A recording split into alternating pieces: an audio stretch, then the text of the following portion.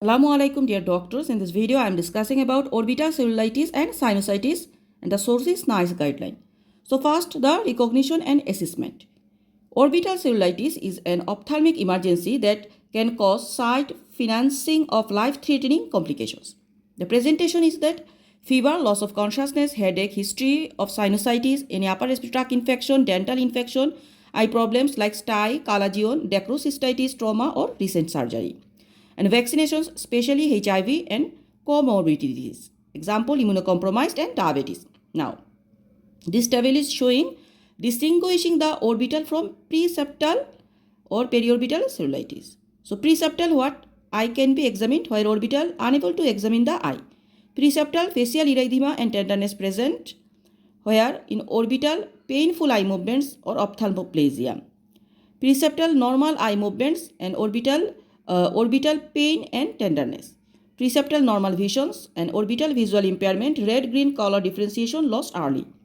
Preseptal there is preceding superficial trauma and orbital preceding sinusitis. Preseptal eye pain and orbital is proptosis, chemosis, pupil or fundi abnormality. And preseptal there is periorbital swelling where orbital decrease Glasgow coma scale and headaches presentation. Preseptal there is fever and orbital systematically unwell, toxic presentations. Now, including relative afferent pupillary defect. If uncertain, manage as orbital cellulitis pending CT and ophthalmologist review. Now, the list of investigation we do: first eye swab, send pass if present, then full blood count, blood culture, CT scan if the orbital involvement suspected, central neurological signs, unable to assess eye movements or vision, or if eyelid cannot be opened, bilateral edema, deterioration despite treatment, and MRI if neurological signs or suspicion or evidence of intracranial involvement on CT.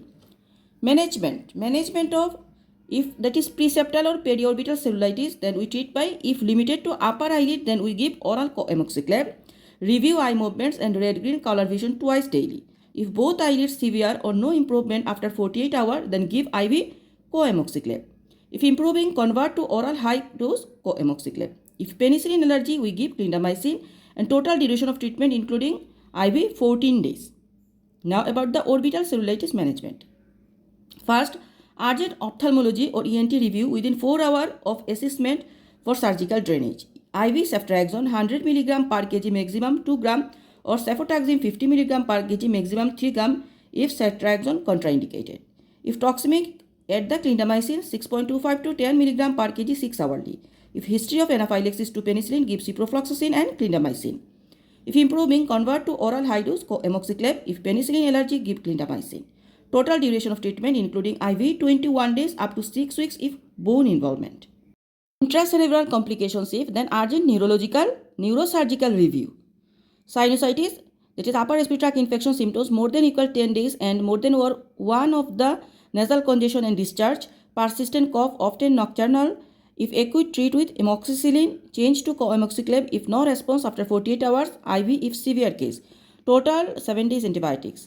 Severe if, then falling Glasgow coma scale, temperature more than 39 degrees Celsius, purulent discharge, ENT and neurosurgical review. If complications are present, orbital, then CT with contrast, neurological MRI with contrast. Plain CT of sinuses for sinusitis, if stable, can be done as outpatient. So this is the management of sinusitis.